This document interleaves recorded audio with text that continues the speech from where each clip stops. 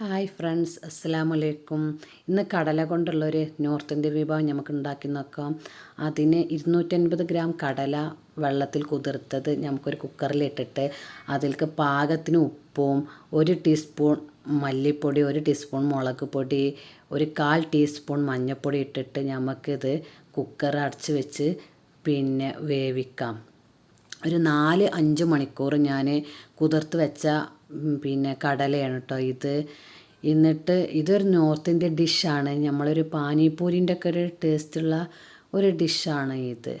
നമുക്കിത് കുറച്ച് ഒരു 4-5 വിസിലടിച്ചാൽ മതി. ഫസ്റ്റ് ഒരു വിസിലടിച്ചതിൻ്റെ ശേഷം നമുക്ക് 4-5 വിസിലടിച്ചാൽ അപ്പോഴത്തേന് കടല വീഴും. വെന്ത കടല നമുക്കൊരു വേറെ പാത്രത്തേക്ക് മാറ്റി വെക്കുക. അതിലേക്ക് 2 ഉള്ളിയും 2 പച്ചമുളകുമാണ് ഞാൻ എടുത്തിരിക്കുന്നത്. അപ്പോൾ അതിലേക്ക് 1 ടേബിൾ സ്പൂണ് ചാറ്റ് മസാല ഇടുക.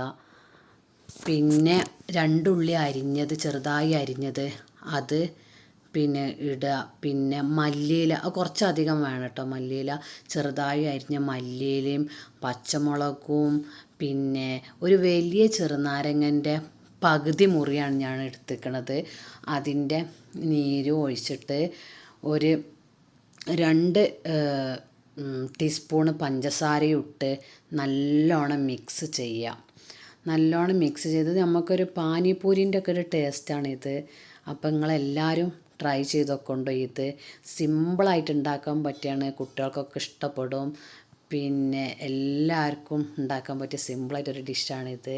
അപ്പോൾ എല്ലാവരും എന്നെ സബ്സ്ക്രൈബ് ചെയ്യുക, ലൈക്ക് ചെയ്യുക, ഷെയർ ചെയ്യുക. Okay, thank you.